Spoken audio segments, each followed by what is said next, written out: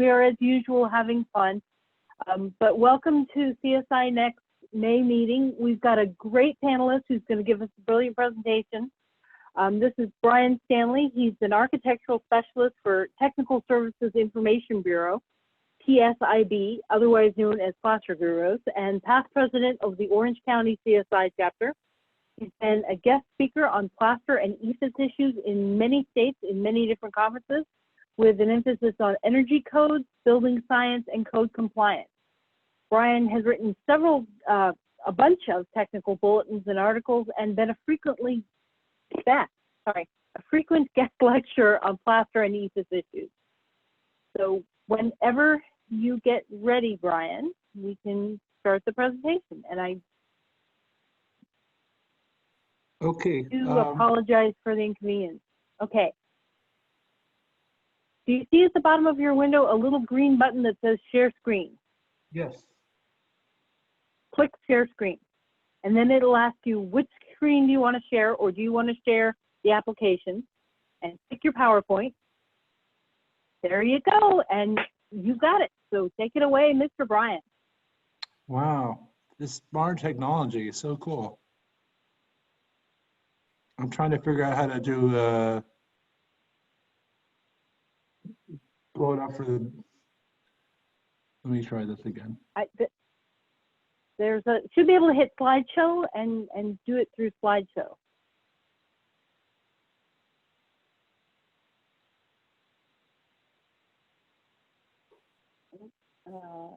Okay.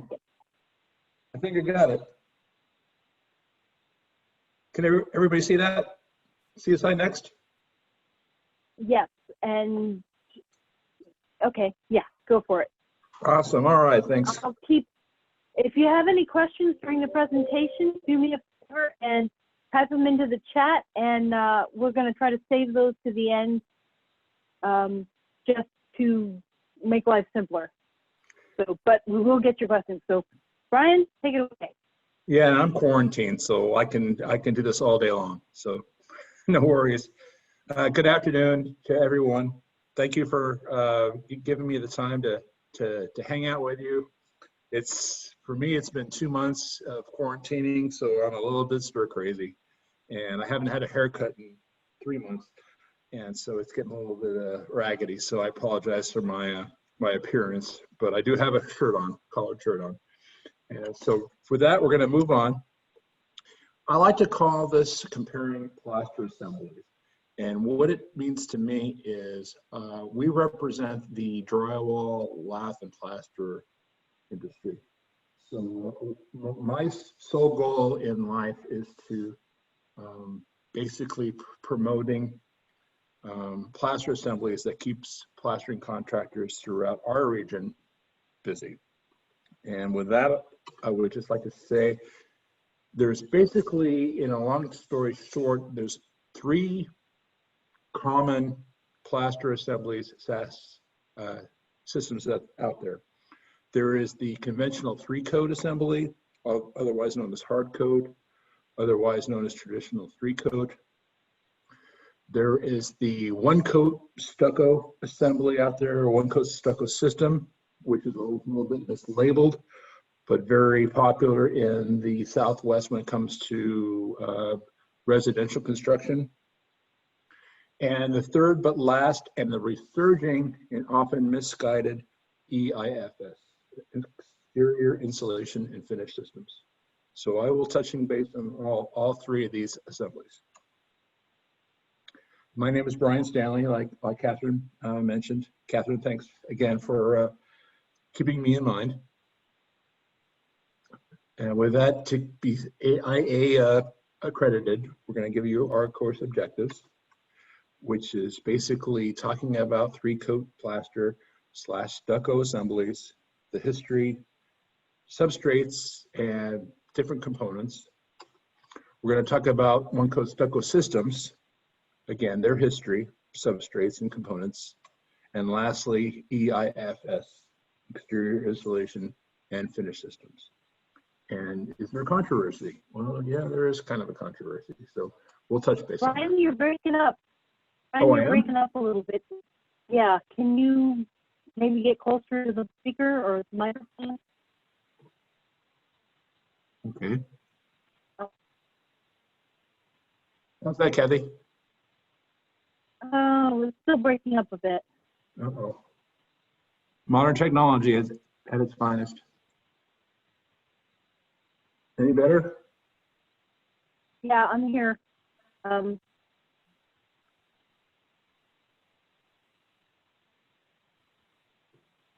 Try again. Try. Okay. Well, we are going to try again. We're going to back up and we're going to talk about various substrates. And this applies to all plaster assemblies. You have to have a. No, you're still breaking up. Is there a headset or something you can use, Brian? I'm sorry. A what?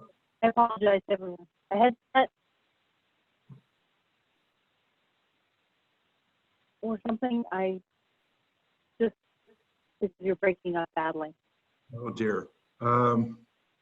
It might be on my end because other people are saying, yeah. Just keep going, and I'm going to try shutting off my end. Okay. I'll mute myself. And All right. Sorry, Kathy. I apologize. I don't have an additional headset. Being quarantined, I've broken all of my headsets over the last 2 months. Which so we'll get back to what is critical. Appropriate substrates for all these types of assemblies, and you've got what I like to call direct application. I mean, this is it's got to be the tried and truest substrate for 3-coat or even 2-coat or just regular plaster. You can put 3 of a base coat plaster directly onto a CMU substrate, providing there's no bond breaker agent, and you also want to make sure that the joints aren't tooled. You want them flush, and you put a 3-coat, 3/8 base coat on a CMU substrate, and it's going to stick like grim death, and it probably will add way beyond your life cycle. We've got projects that have been built for decades. And if you put a direct apply plaster over a CMU substrate, you're good to go.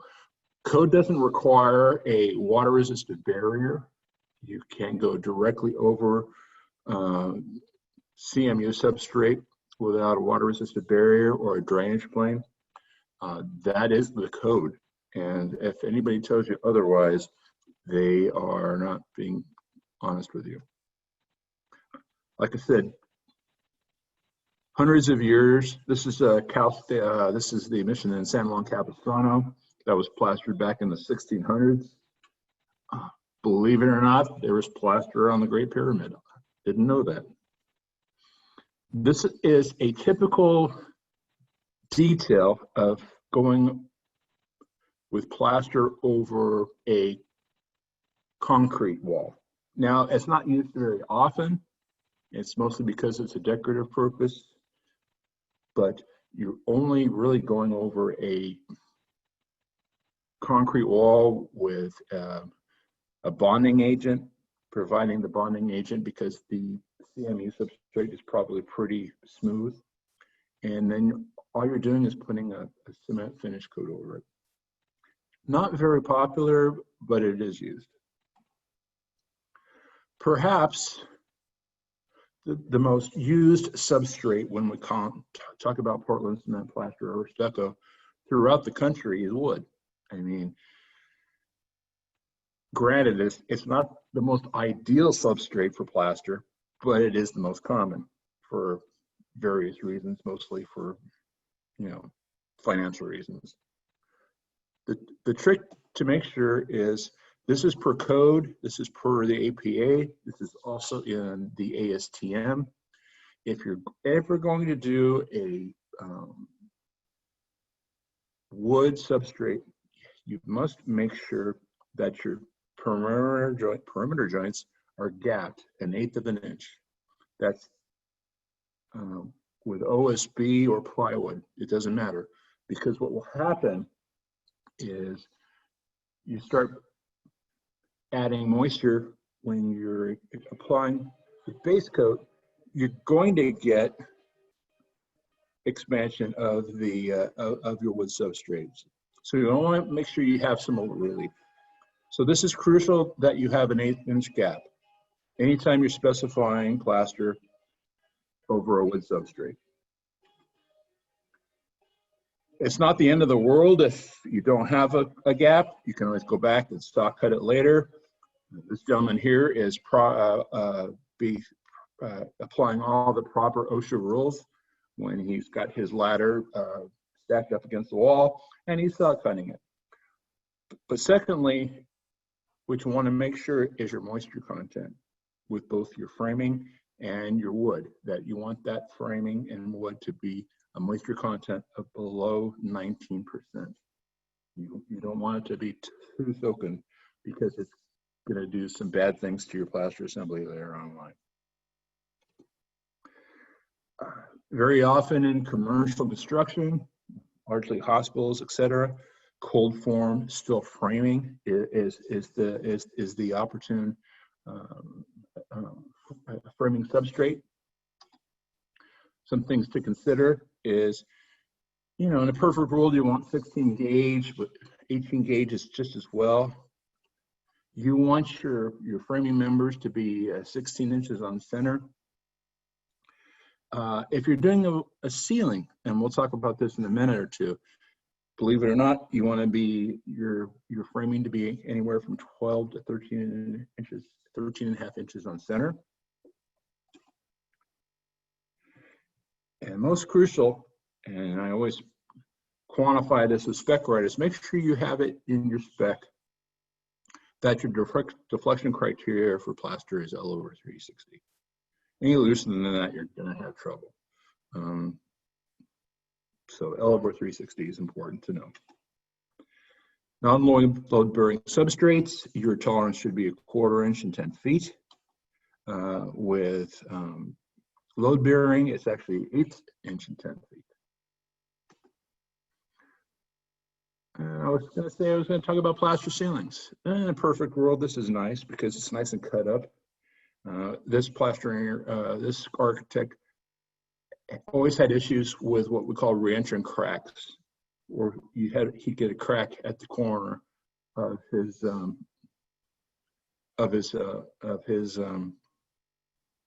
whatever that thing's called. But he wanted to make sure that he could reduce plaster cracking. I like to show that it's a bit busy, but it does help reduce cracking.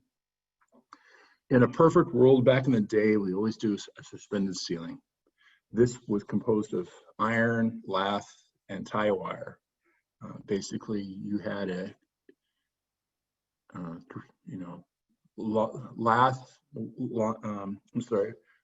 lath, and tie wire. No rib lath. I'll come back to this because a lot of times people will specify rib lath on ceilings, and I think don't tell anybody, but I think it's evil, and I'll come back to that in a minute. You really don't need sheathing or a water-resistant barrier on a ceiling with plaster, because if you think about it, any type of moisture that might be in the ceiling is going to come from above, and what you really want to do is allow any type of moisture or vapor to get out of the ceiling as fast as possible. So if you put a WRB on the ceiling, all you're doing is impeding the idea of the water, of the vapor getting, bleeding. And so that's what we say that. At the same time, I'm the king of misnomers, or I'm sorry, I like to, I'm sorry, I'm not really good at this. I like people. I like to do it in person, so I'm having a little bit of a struggle. So you have an alternative to an eaves plaster ceiling, or I'm sorry, of a plaster ceiling, and it's called DEEFS. It's a direct applied system, and it really comprised of little materials. It's easy, it's fast, and it's very crack resistant. I'll get back into that in a minute. So getting back to a suspended ceiling system, you have your 1.5 inch cold rolled main runner. You have your 3/4 inch cross channel, and everything is tied. It's kind of like a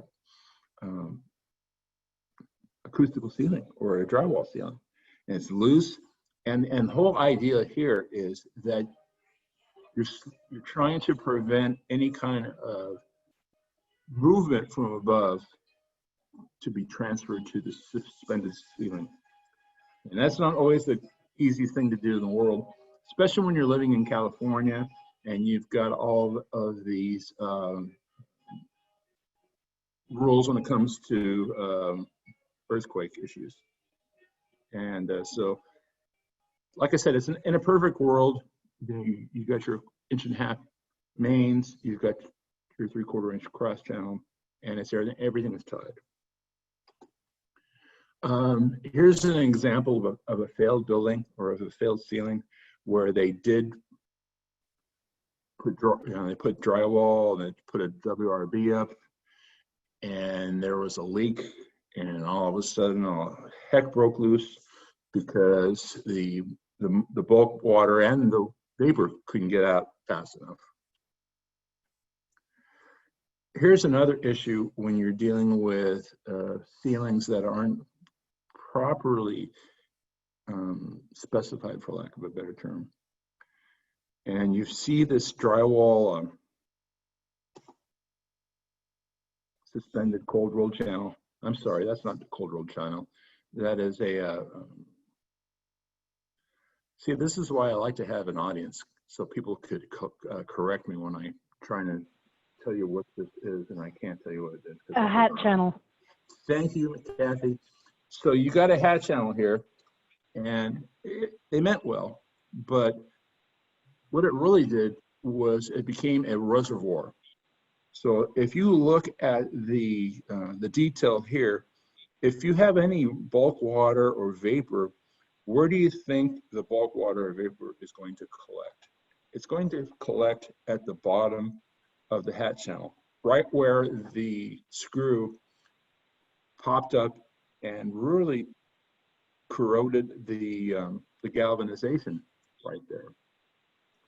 So you've got this compound effect of not having galvanization, and you've got bulk water, and eventually what will happen is you will get a failure, and then you get a domino effect, because one piece of hat channel fails, the hat channel around the others, they can't handle it, and basically you can get a failure. So we really don't recommend hat channel when we do plugging with ceilings. Moving on to more appropriate substrates for sheathing, we really like the idea of glass mat sheathing. It's really ideal. You can leave glass mat sheathing up 12 to months or longer in open areas, and they're still going to warranty it. And it's a very good substrate for your water-resistant barrier that will come up. Long are the days where we just did open stud construction with commercial construction, especially with the idea that everything is possible moisture intrusion claims. So ideally we want to use a glass mat sheathing. Also, what's great about exterior sheathing is it gives you a solid backing. When you have, say, open stud framing, you're going to have a thickness difference in your plaster.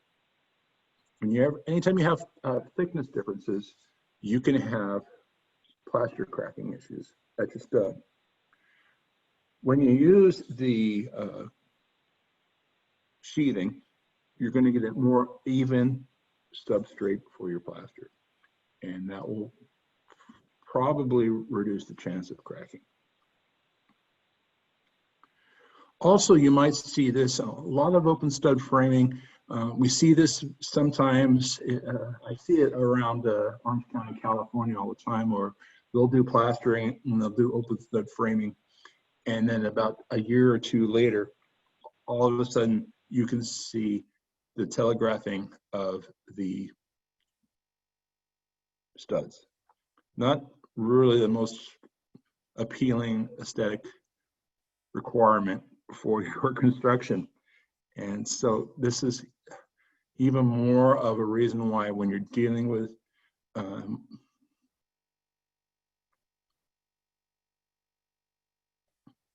metal stud framing, that you want to use a sheathing. And I said earlier, it's an ideal format for the WRB to go right over it. Plus, if for any reason you got to increase your fire resistance, you can always add a layer of glass mass sheathing and increase your fire resistive rating. Open stud framing, very big. I mean, you'll see it occasionally in some residential construction. I have a home in Orange, California that was built in 1960, and it performs great. It's one story. I got one crack on the whole building, and it's never leaked. And in fact, I refinished it about 7 or 8 years ago, and it works out fine. However, maybe not the most advantageous thing to do, again, when you're dealing with moisture intrusion issues, but it's still per code acceptable. We're going to move on to the water resistant barriers. And for years Bryan? and years, yeah. Bryan, before you do, got a couple of questions that have come in about the wood sheathing and what happens if you don't have a gap, if you don't have that 1/8 inch gap at wood sheathing, and if you use a drainage mat over that, do you still have to have the gap? Yeah, how I read the code, regardless of whether or not you have a drainage mat or not, the code in ASTM C1063 says you are required to have an 1/8 inch gap with your plywood or your OSB sheathing, which is all fine and good, but if you don't have it, and 5 or 6 years later on, when you have a consultant start breaking open your wall and you don't have that gap, all of a sudden they're going to point their finger and say, that's the whole reason why your plaster is failing, because you don't have that 1/8 inch gap. Now, it's not the end of the world again, because you can always go back and saw cut an 1/8 inch gap in before you plaster it. The key is you want to make sure you have that 1/8 inch gap before you plaster, if that makes any sense. Yes. So it's a code issue, really. It really is a code issue. It's not only in ASTM, but it's also required by APA, which is the Engineered Wood Association. They're explicit when you're putting plaster over it, that you should have that 1/8 inch gap. We used to have this issue probably 15 years ago. We would go out to job sites and we would complain to the general contractor, because in the real world, the general contractor is responsible for that 1/8 inch gap when we're dealing with plywood. And the plastering subcontractor would come out and cry and go, they're not doing it, what do we do? So that's really not an issue anymore, because it's actually stamped on plywood and OSB now that 1/8 inch gap is required. So it's Okay. much less of an issue than it was, say, 15 years ago.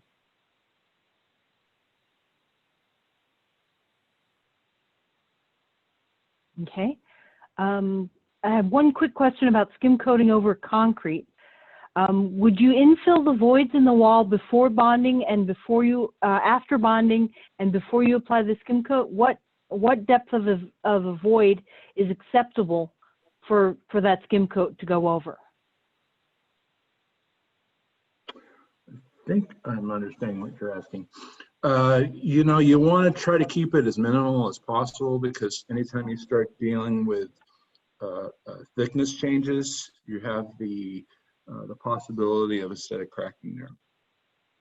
So if anything, you might want to skim out the whole thing first and then put an additional coat over it, so that you have a thickness your thickness is equal. So you might want regulating it. Yeah, you might want to infill everything first and then skim the whole thing out, so then you are consistent with your thickness before you put a finish coat over it. Okay. I think that makes Excellent. sense. Sorry. Keep going. Okay, where are we? All right, we're talking about water-resistant barriers. The code for decades has always used grade D building paper as the standby or the go-to product minimum. And that minimum has always been, if you looked in the building code, it would spell out that you would want, if you're going over plywood or OSB, that you'd have a minimum of 2 layers of grade D building paper. That has recently changed. Now it doesn't refer to grade D building paper, but it does refer to the ASTM standard that grade D building paper is applicable for. But to move on, because we can spend an hour on this, you basically want to, the guide is you want to have a equivalent of grade D building paper that is vapor permeable. We've always said that about plaster. We want the walls to breathe. This is a go-to. Makes a lot of sense in areas like California. It might not be applicable to areas where there's a vapor barrier required, say somewhere in the Midwest. So you got to be kind of. We always argue in our industry that there should be industry preferences regarding to areas, but the fact is there is. You're going to do one thing in Southern California in a desert community that you're going to be doing in, say, Milwaukee. You're going to have different requirements for vapor barriers, etc. So it's always important to make sure that you're applicable to where you're building.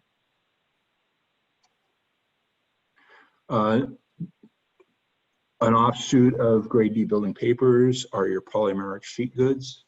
I'm not here to promote them, either that they're better or worse. They're more UV resistant, but I lead that to the people that promote these products, because a few of them are friends of mine and I don't want them to get mad at me, but I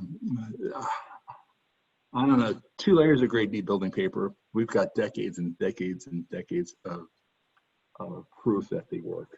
And I'll just say the only time you have an issue is when you have a consultant going out and ripping up a wall that's got grade D building paper and it disintegrates because it's not meant to be touched. I've looked at jobs with grade D building paper that were built back in the 20s. They probably weren't grade D building paper. They're more likely felt, but they never leaked. And for whatever reason, you get an old building that has to have their windows replaced, and then all of a sudden you start opening up issues, and then you're realizing, well, the water-resistant barriers is completely disintegrating. Well, it worked great for decades and decades until you started messing with it. So it's just something to think about, Felt. Now, this is kind of a regional issue because out here in the Western United States, we never use felt paper as a water-resistant barrier for plaster. I know a lot of places back on the East Coast, it's still being widely used. It might or might not be because it's the way it's manufactured. But out here on the West Coast, when I talk to people that make felt paper, they don't recommend felt as a water-resistant barrier over behind plaster. Something that's newer are the liquid applied water-resistant barriers. People love the idea that they have no seams. They can be very, very vapor permeable. They can be very vapor resistant. They run the gamut. I'm not entirely sold on the idea that they're worth the cost. Again, dealing with the LA area that we have here is I'll steal a quote from Joe Stebrook if anybody knows Joe Stebrook, and he basically says you really don't have to worry about a wall when you're building in an area that gets less than 20 inches of rain or 20 inches of rain a year. Meaning, do we really need to increase the idea of the water resistant barriers in areas that don't get a lot of rainfall? And I'll leave it at that. We'll move on because I'll never get over it. I'll never get done with this. Plaster bases. Really, there's three types. There's what's called expanded metal lath, there's woven wire, and there's welded wire. And I forgot, there's also plastic wire, which is newer, but it catches on in certain regions of the area. I know that Florida likes a lot of plastic lath. We don't see a lot of plastic lath out here on the west, so I'll leave it at that. Expanded metal lath is really nice because it's self-furred, and if you can see in the picture where you can see a screw that's basically attached to every 6 inches on center, which the code minimum says 7 inches on center, and then you see a lath screw that's basically every 16 inches on center on the horizontal plane. This is also per code. The nice thing about self-furred lath is it's very easy to, for lack of a better term, observe that it's being installed correctly. Very a high point in a lot of commercial construction. It's been the go-to for commercial construction for quite a few decades. Woven wire, not to be confused with chicken lath. Woven wire is 1 inch, inch and a half, 17 gauge woven wire that actually works really well when you're dealing with wood substrates. Not exactly sure the legalese or the science behind it. It just seems to work really well when you're going over wood sheathing. Again, not to be confused with chicken wire. Number one, that's just 1 inch 20 gauge wire, which is a minimum for 1 coat stucco, but it's not code approved when we're dealing with 3 coat.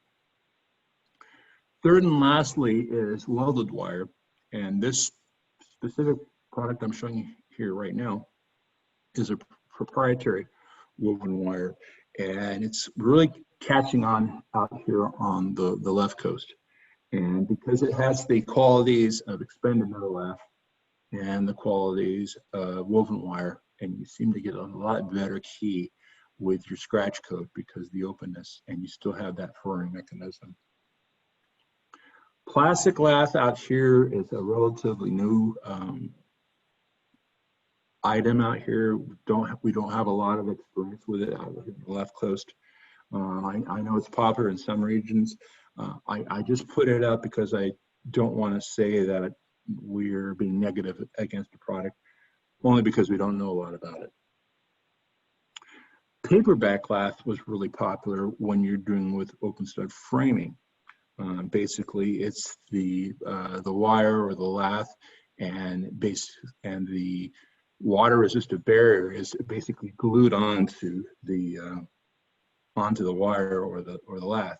Problem is, you've got the ideal of it's glued in a factory, then it's shipped to a distributor, and then it's shipped to a company, and then it's shipped to a place, and then is it really going to hold up to all of that? And what you see there in the top there, you see these little holes at the top. That's actually the sky or the outside showing through the building paper. So it's not the most ideal product when you're using it as a water-resistant barrier by itself.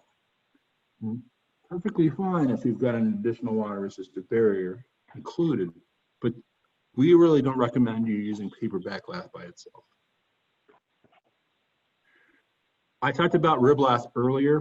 One of my pet peeves is anytime we go out and look at a plaster ceiling that has riblast, it's ideal, or its primary use is when your framing members are 24 inches on center. Problem is that plaster and steel really don't get along very well.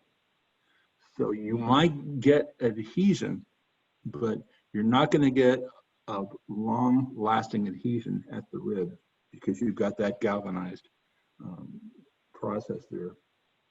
And what will happen, and we see this more often than not, is you get plaster cracks. This is not photoshopped.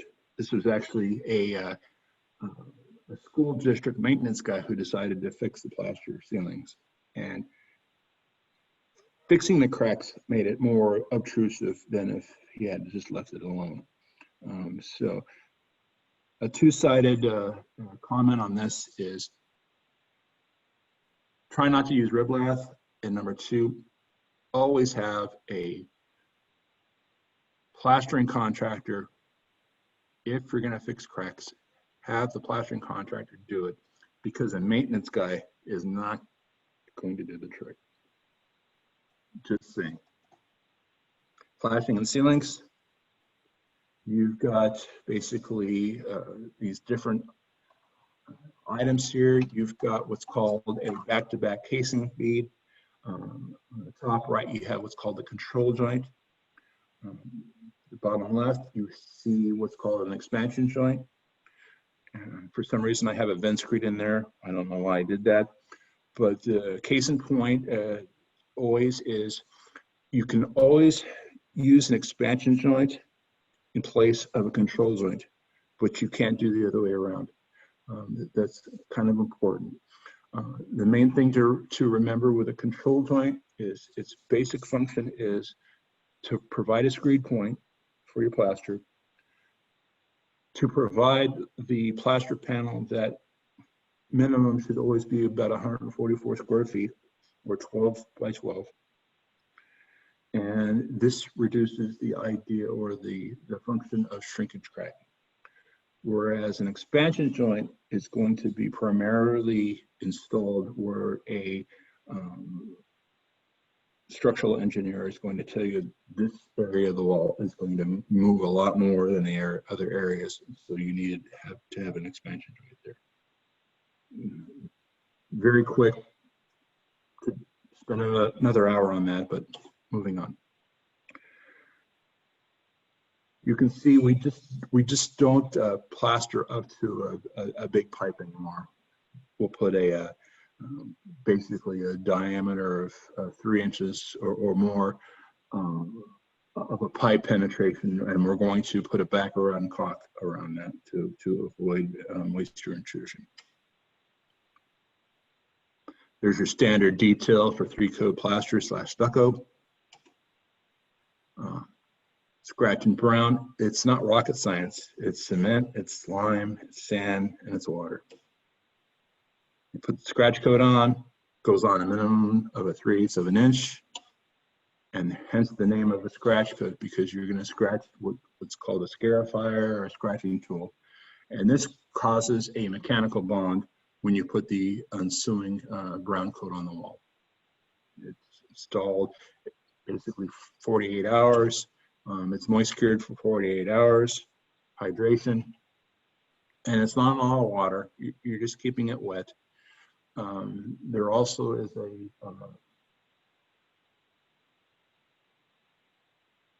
code allowance where you can basically omit the moist cure of a scratch coat and basically brown it as soon as the scratch coat is quote unquote received enough rigidity to accept brown coat. You come back, you put another 3/8 brown coat on the wall, You do let this hydrate for 48 hours, moist cure, and a minimum, you're going to let it sit for an additional 5 days.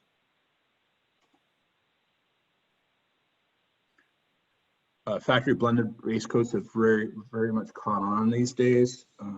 I only say this because I frequently will get calls from spec writers from out the country going, we've always specified a field mix, and now the pipeline contractor wants to use a blended base coat. And what do you think? If you think about it, a blended base coat is quality controlled in a factory.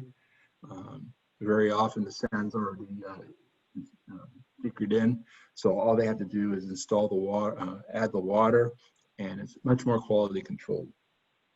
So anytime that you think, oh, they want to use a factory blend instead of a field mix, I have no problem with that.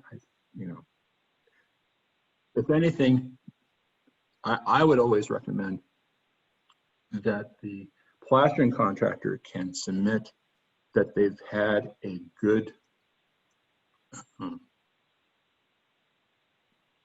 they've done it for a while. It's not the first time they've used it on your project. I like to see a good basis where they say, yeah, we've done this before and we've done a lot, and you just don't want to be a guinea pig. Moving on to one coat stucco, basically the biggest difference is it's not really one coat, it's two coat. It's where you've taken the scratch coat and the brown coat and you've converted it into one. And that minimum is anywhere from 3/8 to a 1/2 inch thickness. And then you have either an acrylic finish coat or a cement finish coat applied over it. Very popular for Type 5 construction. The added value is most of the time one coat stucco is insulated. So you're getting an insulated one coat stucco system that is approved by the building codes. One coat stucco systems. Again, a blend of Portland cement, sand fibers, special proprietary chemicals, and water. Combines the scratch coat and the brown coat with a single application. Code minimum is 3/8 of an inch to a 1/2 inch thick. And again, it's actually a two-coat system. All stemmed from the 1970s with the energy crisis, trying to figure out how to build a more energy efficient building in the 70s. And so that was the dawn of one coat stucco. This is my opinion on best practices for specifying one coat stucco. 3/8 is a minimum. I always like to recommend using a 1/2 inch minimum base coat instead of the 3/8. And this can be done by specifying a ground. And a ground is basically the ground that surrounds the plaster scratch coat. And that should be a minimum 1/2 inch. And believe it or not, that minimum 1/8 inch more base coat is going to be much more crack and efficient. It can be applied over rigid insulation, plywood, or gypsum sheathing. Obviously, the ridge is to go over rigid foam for energy code reasons. Not really recommended when you're going over, when you want to use a smooth finish, because you're dealing with the idea that you're not going very thick. So there's a less room for error with your base coat.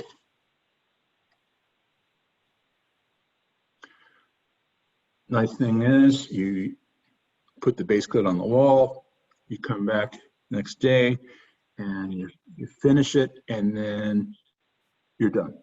And in a lot of areas, especially in California, it's a basis of design when you're dealing with the energy codes. If you go into the California Building Code, you will see that one coat stucco is basically the basis of design.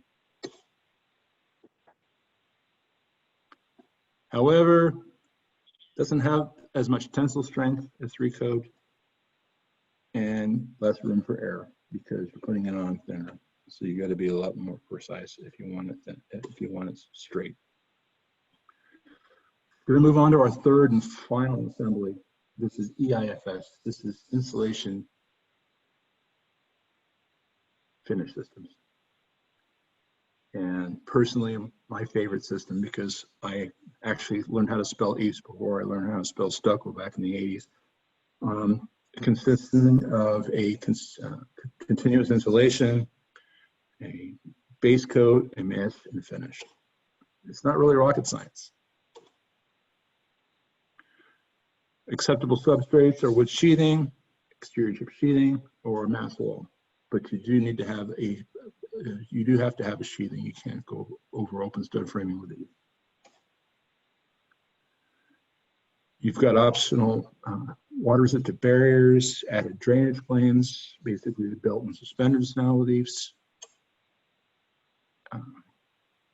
The absolute minimum thickness with EIFS is 1 inch, but if you're going to do any type of aesthetic grooving, etc., you want to probably specify 1.5 inch minimum EPS. You have a fiberglass mesh embedded into a polymer modified base coat. You have an optional primer. So if you're doing some deep dark colors, you might want to put a primer before you put the finish over it. And then lastly, your acrylic finish.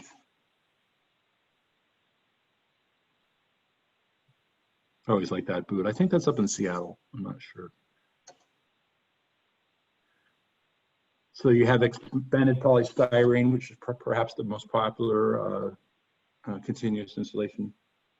And then with some key features with EIFS, it's fully tested. I mean, it's got fully tested fire, it's all the performance tests. They've done a really good job with fire and everything. So you don't have to worry about it being a guinea pig. It's been around since 1969, and the EIFS manufacturers have thoroughly tested all of their systems. And commercially speaking, it has a very good track record. If you've heard of any negative connotations about EIFS, mostly it was in the residential market, and I'll leave it with that. But commercially speaking, EIFS has always had a very good commercial track record. Hey, you want a warranty? Well, you get a 1 or 2 year warranty with Plaster or one coat, but some manufacturers will offer up to a 15-year warranty when you do certain EIFS systems, and could be a good selling point. Nowadays, you have the secondary drainage options. You don't just have to have a barrier system where you put the foam up on the wall and the base coat, the mesh, and the finish. You can have secondary drainage options. And if you think about it, it really kind of is the only true what we call continuous installation system out there, because it's easily attached. You don't have any penetrations. You can have a complete continuous installation system with EIFS. I always hear the idea, and I'll back up for a second. I always hear the idea that you never want to use EIFS because it has no impact resistance to it. And just going to show this quick snippet right here where they've taken a mock-up with 20-ounce mesh, 4-ounce mesh, and they take a sledgehammer to it. I'll let that speak for itself.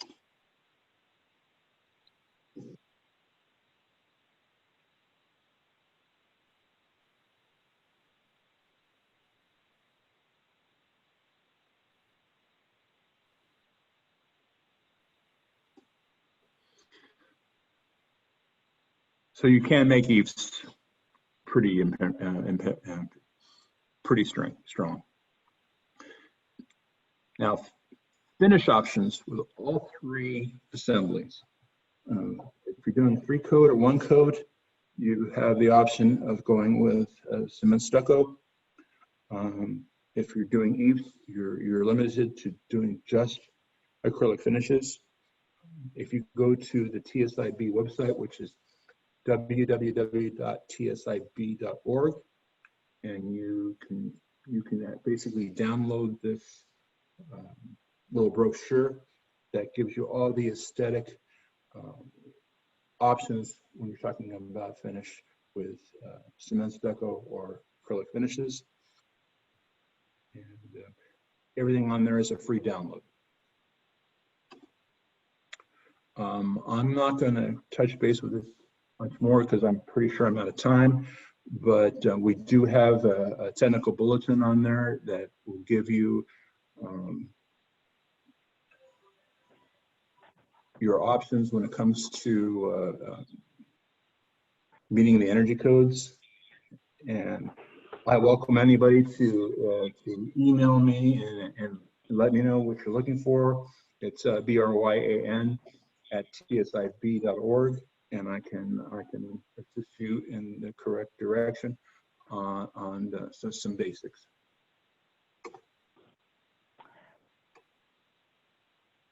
This is just showing you in California that you've got climate zones, you've got your prescriptive U factor requirements, basically saying that you've got to have R19 insulation and R10 insulation on the outside to meet the climate zone. Don't have a lot of climate zones in California, even though we have 16 of them. They're pretty grouped well together.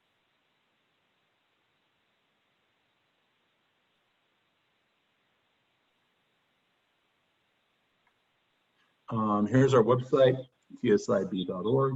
Like I said, everything on here is a free download. You can go to technical documents and basically find anything that has to do with energy codes, technical bulletins, why plaster cracks.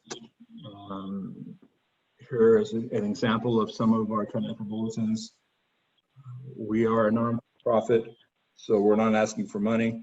But that's another hour explanation. But these are free to the public.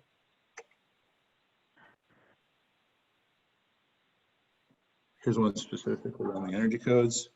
You can see that there's 1, 2, 3, 4, 5 different chemical bulletins on energy codes. Again, you're more than welcome to download them, copy them, do what you wish. I'm not here to promote any system or assembly more than the other. My primary focus is to keep the local plastering contractor working. And so that's why that's the basis for the 3 options that I've shown you today. And with that, thank you. I'm giving you applause. We do have a couple more questions, Bryan. Thank you very much.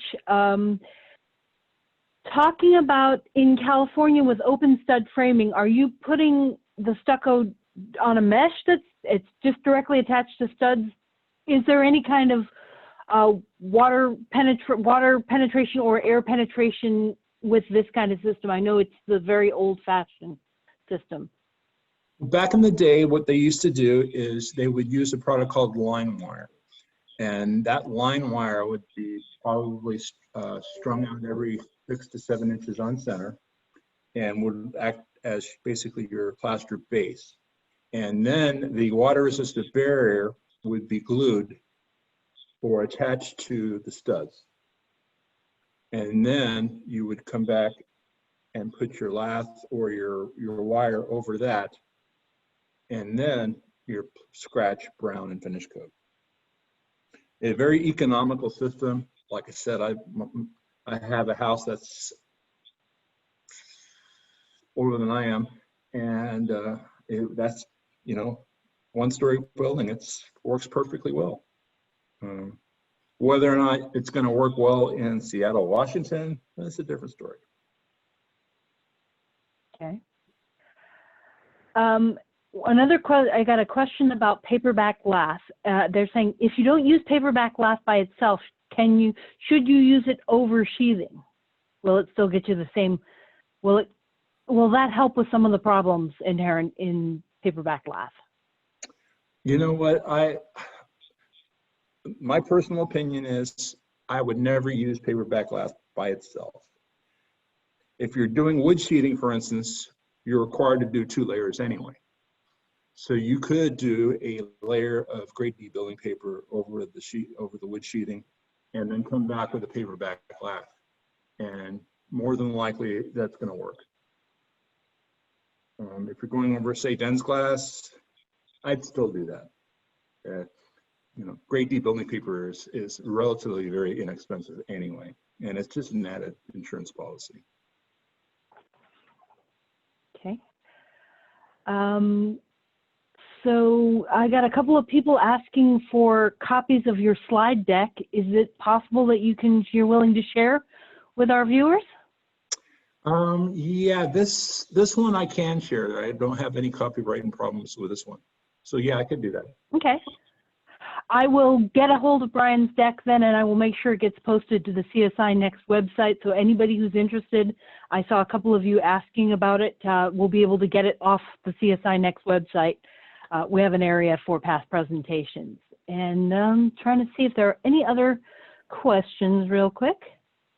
By the way, Bryan, you did fabulous. I know it's difficult when you don't necessarily have direct feedback, but we're all sitting here applauding and listening to you, and there's a whole bunch of great comments. So I think that unless anybody else has any last minute questions that they want to quickly get in the Q&A or the chat, I'll give you a few seconds for that. But this has been great. Thank you so very much. And I just want to encourage everybody who's on the call to come back next month, because our topic for our June presentation is going to be the SPRI, the Sealants Roofing Institute, talking about code changes coming up in 2021. And I also wanted to do a quick shout out to some guests that we have this month. The Cleveland CSI chapter is hopefully represented, as is the student affiliate from the CSI Columbus chapter, and Columbus State University College CSI student chapter. So I hope you're here. I hope you've enjoyed this. Good luck to everybody. Stay safe, stay healthy. And Bryan, thank you so very much for your time today and for giving us your insight. And Bryan is a great guy for questions, and I know everybody has plaster questions, so get a hold of him. And if you need his email address, we'll make sure that gets posted on the CSINext site as well. So thank you very much, Bryan. Thank you, Kathy. All right, everybody, have a great afternoon, and we'll see you again in a month. So, All right. Bye-bye.